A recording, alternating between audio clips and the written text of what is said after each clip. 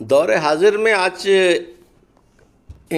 Packing چیزیں زیادہ استعمال ہونے کی وجہ سے اور شہروں میں پلاسٹک کا استعمال زیادہ ہونے کی وجہ سے بڑے شہروں میں کچرا اٹھانے کا بہت ایک مسئلہ بن چکا ہے۔ بڑے شہروں میں کچرا اٹھانے کا انتظام ایک پیچیدہ اور چیلنجنگ کام ہے، کیونکہ آبادی زیادہ ہونے کی وجہ سے روزانہ ہزاروں ٹن کچرا پیدا ہوتا ہے۔ مؤثر صفائی اور فضلہ مینجمنٹ کے بغیر صحت، ماحولیاتی آلودگی اور نکاس آب کے مسائل پیدا ہو سکتے ہیں۔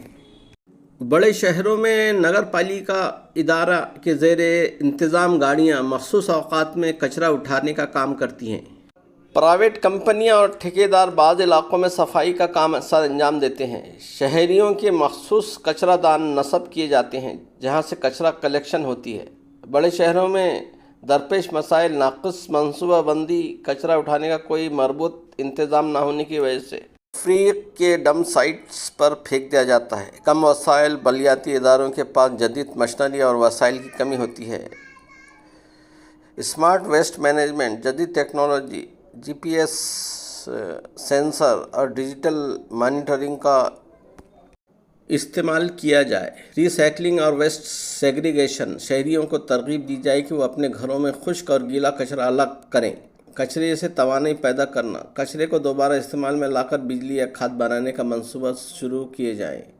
نجی اور سرکاری شراکت داری، نجی کمپنیوں کو اس شعبے میں شامل کر کے صفائی کے نظام کو مزید بہتر بنانے کی کوشش۔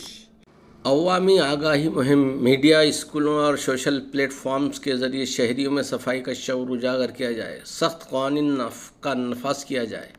کچرا کھلے عام پھینکنے والوں پر جرمانے عائد کیے جائے۔